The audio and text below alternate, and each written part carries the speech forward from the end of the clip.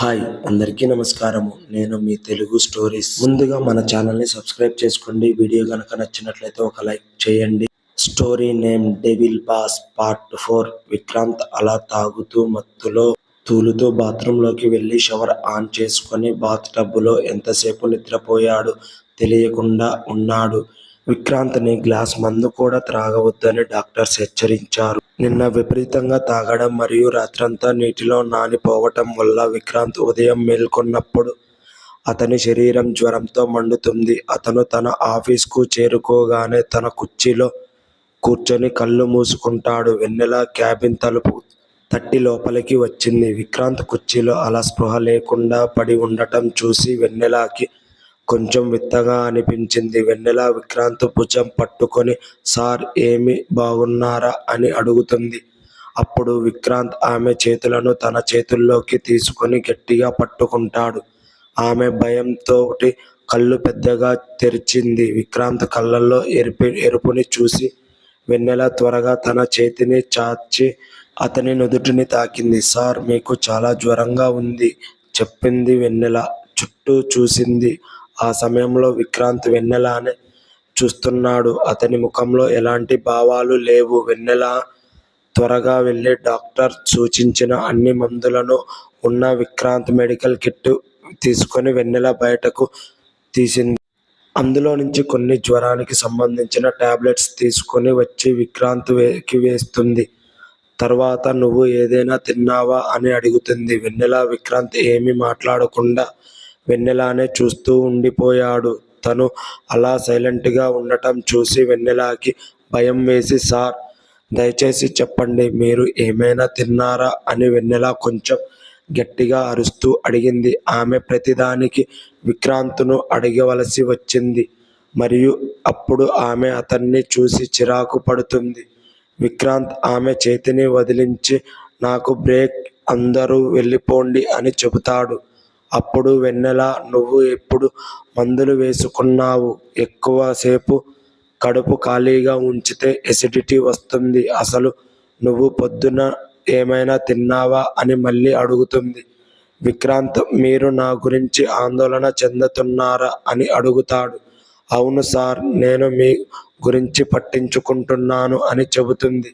సరే నువ్వు నా గురించి ఆందోళన చెందాల్సిన ఎందుకంటే నేను నీ బాస్ని అని అంటాడు. వెన్నెల కళ్ళు మూసుకొని విక్రాంత్ వైపు చూస్తూ నువ్వు ఇంకా బ్రేక్ఫాస్ట్ తినలేదు కదా అని అంది. విక్రాంత్ తల అడ్డంగా ఊపాడు. వెన్నెల క్యాబిన్ గది నుండి త్వరగా వెళ్ళిపోయి కొద్దిసేపటికి ఒక పిజ్జా మరియు ఒక గ్లాసు జ్యూస్ తీసుకొని తిరిగి వచ్చింది. సార్ దయచేసి మీరు ఈ బ్రేక్ఫాస్ట్ని తినండి అని అంటుంది. విక్రాంత్ ఇంకా కుర్చీలోనే కూర్చొని లేచి సరిగ్గా కూర్చోవడానికి కూడా ప్రయత్నించటం లేదు.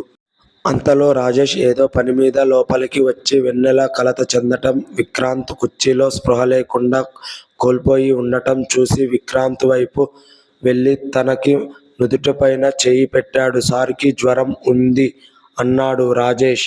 అవును నేను అతనికి మందులు ఇచ్చాను కాబట్టి అతను ఏమైనా తినడం లేదు. ఉదయం నుండి అతను ఏమీ తినలేదు. అతనికి ఎసిడిటీ వస్తుంది. ఒక్క నిమిషం అని చెప్పి రాజేష్ పిజ్జా నుండి ఒక ముక్క తీసుకొని విక్రాంత్ నోటిలో పెట్టాలని నోరు తెరవడానికి ప్రయత్నిస్తాడు. విక్రాంత్ తన చేతితో రాజేష్ చేతులను కొట్టాడు. అప్పుడు రాజేష్ చేతిలో ఉన్న పిజ్జా నేలపాలు అయిపోయింది. రాజేష్ చేయి కుర్చీని తాకింది. అప్పుడు అతను సార్ దయచేసి ఏదైనా తినండి. వెన్నెల మరియు రాజేష్కి నెలలో 2 లేదా 4 రోజులు ఇలాంటి పరిస్థితులను ఎదుర్కోవలసి వస్తుంది. విక్రాంత్ ఎప్పుడు చూసినా పిల్లల కంటే ఎక్కువ చిరాకు తెప్పించేవాడు. అంతలోనే రాజేష్ ఫోన్ మోగింది.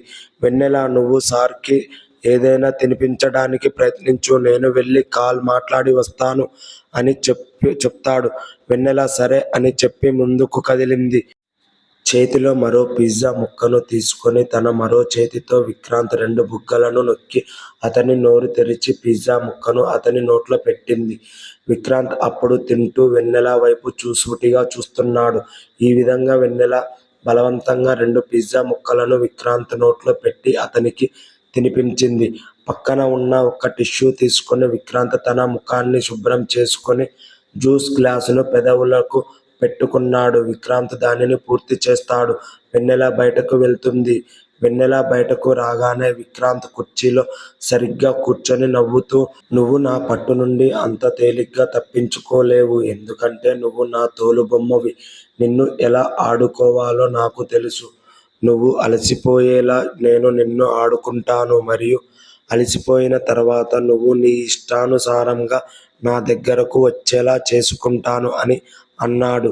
విక్రాంత్ ఈరోజు మొత్తం వెన్నెలని ఇబ్బంది పెట్టాడు. అతనికి జ్వరం మందులతో తగ్గింది. కానీ అతను నీరసంగా ఉన్నాడని సాకుగా చూపి తన చెప్పినట్లుగా వెన్నెలని ఇక్కడికి మరియు అక్కడికి పరిగెత్తించి ఇబ్బంది పెట్టాడు. మరియు సాయంత్రం సమయానికి వెన్నెలని విక్రాంత్ నుండి ఇంకొక విషయానికి అంగీకరించే ధైర్యం లేదు. తరువాత రాజేష్ లోపలికి వెళ్ళి ఫైల్ని విక్రాంత్ ముందు పెట్టి రేపటి పూజకు అన్ని సన్నాహాలు అయిపోయాయి సార్ అని చెప్తాడు. వెన్నెల నువ్వు ఒక్కసారి వెళ్ళి చూసుకో అన్నాడు. వెన్నెల రాజేష్ని అడిగి నువ్వు చూసుకో, నిజానికి నాకు బాగాలేదు అని అంటుంది. విక్రాంత్ కావాలనే తన ప్రణాళికను చూసి నవ్వుతున్నాడు. అతనే వెన్నెలని ఇబ్బంది పెడుతున్నాడు. విక్రాంత్ వెన్నెలని సరే రేపు పూజకి సమయానికి రా అని అంటాడు. అవును నేను వస్తాను, ఇప్పుడే వెళ్ళి విశ్రాంతి తీసుకోవాలనుకుంటున్నాను అని రాజేష్ ఫైల్ పై సంతకం చేసి త్వరగా విక్రాంత్ తన క్యాబిన్ నుండి బయలుదేరతాడు. మరియు విక్రాంత్ వెళ్ళిన వెంటనే వెన్నెల కూడా రాజేష్ తో కలిసి తన ఇంటికి బయలుదేరుతుంది. కంపెనీ వార్షిక దినోత్సవం పురస్కరించుకొని పూజలు జరగబోతున్నాయి. దీనికి మాయా మరియు విక్రాంత్ కూర్చోబోతున్నారు.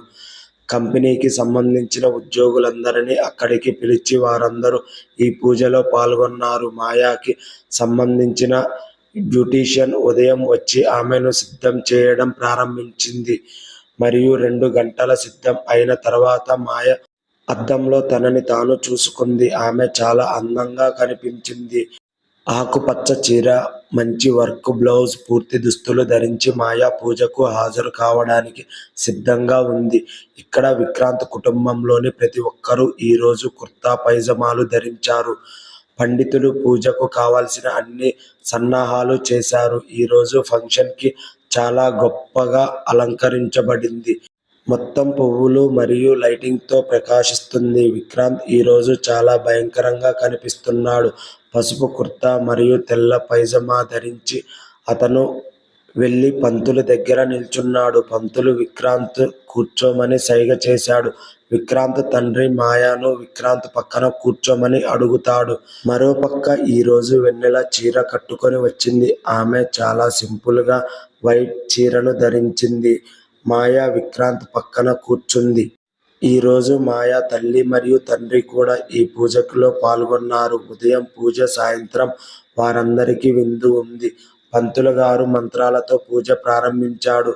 తర్వాత విక్రాంత్ దగ్గు ప్రారంభించాడు. పంతులు గారు త్వరగా అగరబత్తిని తీసుకొని పక్కకి పెట్టాడు. అప్పుడు రేవంత్ వెళ్ళి మీరు బాగానే ఉన్నారా అని అడిగాడు.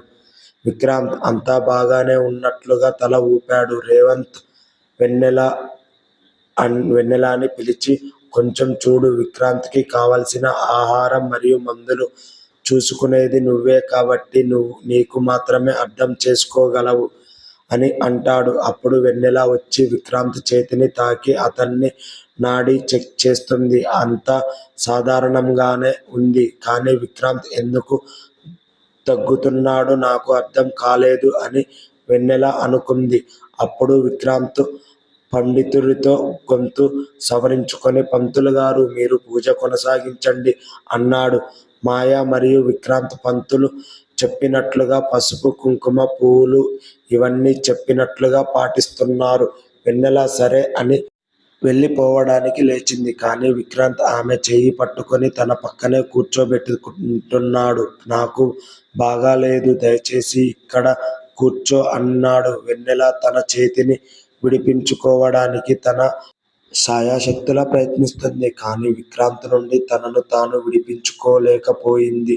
మాయ వెన్నెల వైపు కోపంగా చూస్తుంది. ఆ వెన్నెల మాయ చూపులను చూస్తూ అక్కడి నుండి లేవాలని అనుకుంది.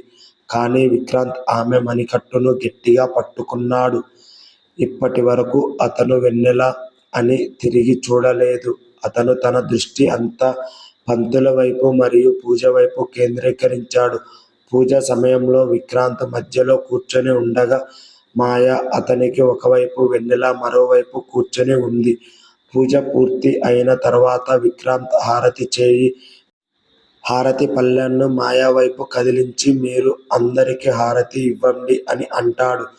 మాయకి అన్ని పనులు నిర్వహించడం కష్టంగా మారుతుంది కాబట్టి ఆమె ప్లేట్ ని వెన్నెల వైపుకు కదిలించి వెన్నెల నువ్వు చేయి అని అంది.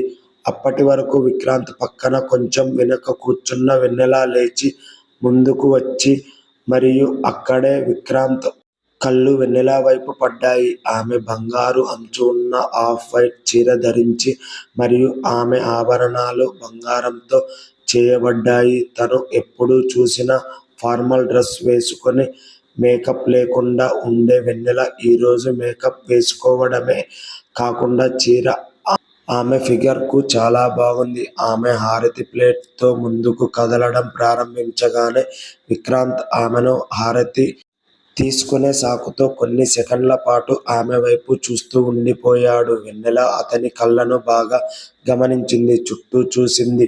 అందరూ తమ తమ పనుల్లో బిజీగా ఉన్నారు. వారిని చూస్తున్న వారు విక్రాంత్ యొక్క ఈ ప్రవర్తనను అలవాటు పడ్డారు. విక్రాంత్ చూపులు చాలా కఠినంగా ఉన్నాయి. ఆమెకు తెలుసు వెన్నెల అక్కడ నుండి పక్కకు కదిలింది. కానీ విక్రాంత్ చూపులు తనతో లాక్కుంది. ఇప్పుడు విక్రాంత్ వెన్నెలని ఒక్క క్షణం కూడా తన దృష్టి నుండి వెళ్ళిపోనివ్వలేదు. మాయ అతని పక్కన కూర్చొని సాయంత్రం పార్టీకి నువ్వు ఏ కలర్ దుస్తులు వేసుకుంటున్నావు అని అడిగింది. అప్పుడు అతను ఎందుకు, ఏమైంది అని విక్రాంత్ వెన్నెల వైపు చూస్తూ అన్నాడు. విక్రాంత్ సమాధానం చెప్పిన విధానం ఎంతగా ఉంది అంటే అతన్ని డిస్టర్బ్ చేస్తున్న వాళ్ళకి ఎలా చెప్పాలి అని అనిపించింది. లేదు, మనం ఇప్పుడు ఒకే కలర్ మ్యాచింగ్ వేసుకోలేదు, కానీ సాయంత్రం పూట మనం సేమ్ కలర్ వేసుకోవాలి అని మాయ చెప్పింది. విక్రాంత్ బ్లాక్ కలర్ అని చెప్తాడు.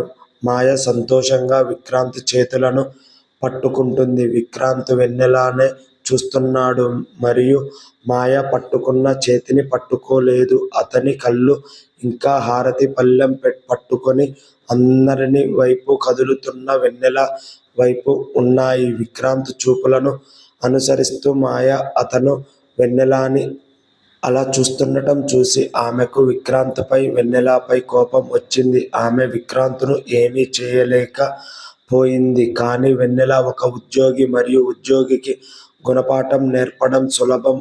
ప్రసాదం తీసుకుని తర్వాత అందరూ భోజనం చేయడానికి వారి వారి స్థలాల్లో కూర్చున్నారు. మాయ నేనే ఆహారం తీసుకొని నేనే తినాల్సి వచ్చింది. కానీ ఇక్కడ విక్రాంత్ బాస్ లాగా కూర్చున్నాడు. విక్రాంత్ వెన్నెల రాక కోసం ఎదురు చూస్తున్నాడు.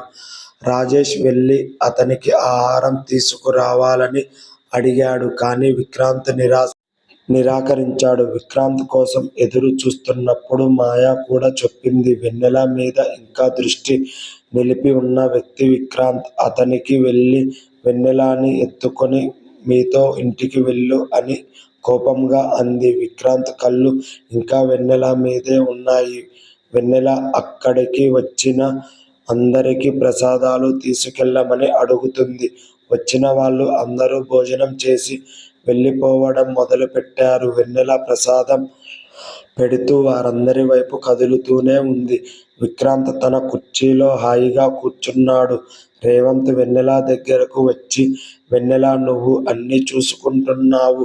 నా కొడుకుకి నాకు ఏమి చేయాలో ఏమి చేయకూడదో అర్థం కావడం లేదు అని అన్నాడు.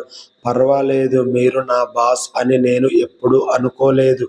మీరు నా మామయ్య అని చెప్పింది కాబట్టి నేను మామయ్య కోసం ఈ మాత్రం చేయలేనా అని అన్నది. ఆమె అంత ప్రేమగా మాట్లాడటం చూసి రేవంత్ అమ్మా వెన్నెల నువ్వు ఆహారం తిన్నావా అని అడిగాడు. వెన్నెల లేదు, నేను తినలేదు అని సమాధానం చెప్పింది. ఓ, నేను కూడా తినలేదు, కాబట్టి మనం కలిసి తిందాం, ఇలా రా అంటూ వెన్నెల వారితో కలిసి వచ్చింది. వెన్నెల రేవంత్ ప్లేట్ తీసి టేబుల్ మీద పెట్టింది. రేవంత్ కూర్చొని వెన్నెల తన ప్లేట్ తీసుకురావాలని అడుగుతాడు. అప్పటికి విక్రాంత్ నడుస్తూ అక్కడికి చేరుకుంటాడు. నువ్వు తింటున్నావా నాన్నా అని అడుగుతాడు. అవును బాబు రా, నువ్వు కూడా తిను, సాయంత్రం పార్టీ ఉంది అని రేవంత్ అన్నాడు. అబ్బా నాన్న, నా చేతులు నొప్పిగా ఉంది అని అన్నాడు. విక్రాంత్, నీకు ఏమైంది అని రేవంత్ ఆందోళనగా అడిగాడు. నాకు తెలియదు, కానీ బహుశా నా చేతుల్లో ఏదైనా సమస్య ఉండొచ్చు. మరియు నేను కూడా చాలా ఆకలిగా ఉన్నాను.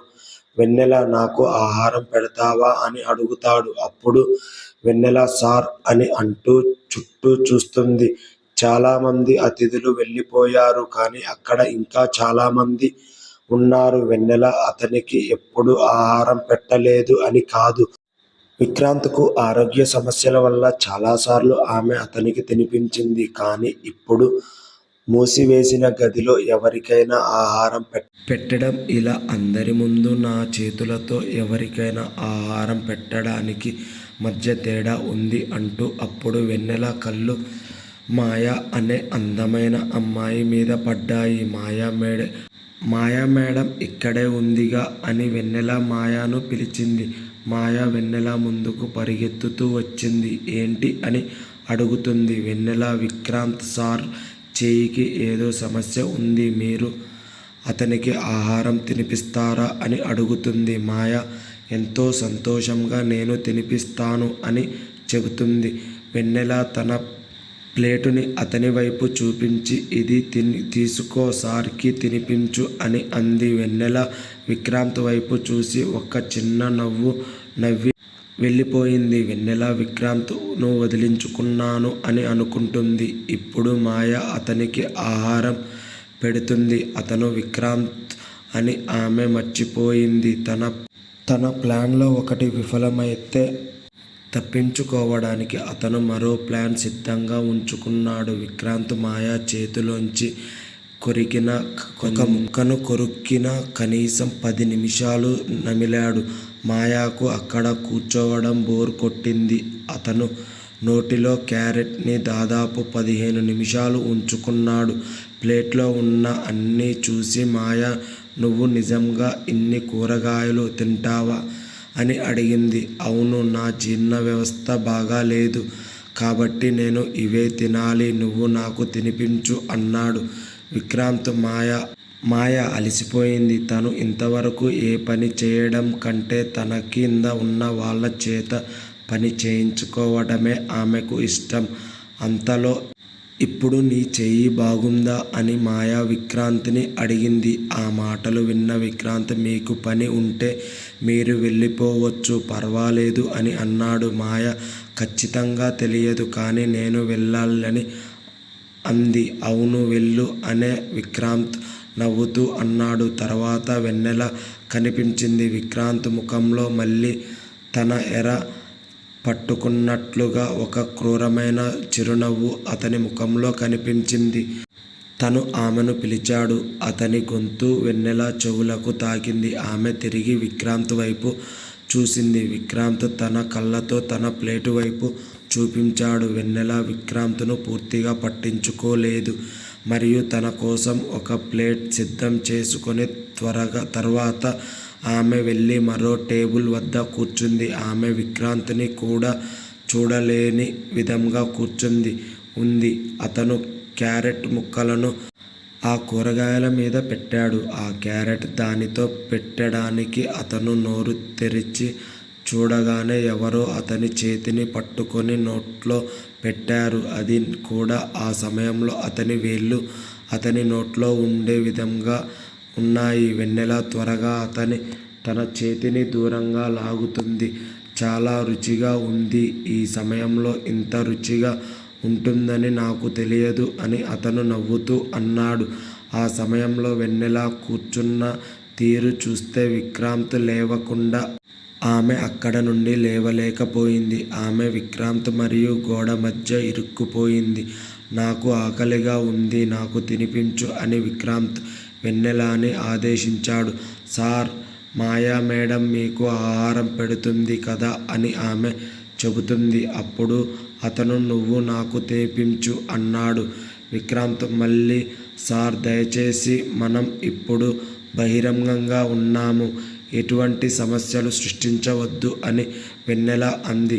నువ్వు నాకు తినిపించకపోతే ఖచ్చితంగా ఒక సమస్యను సృష్టిస్తాను, మరియు అది నాకు ఎటువంటి తేడా లేదు కలిగించదని నీకు తెలుసు.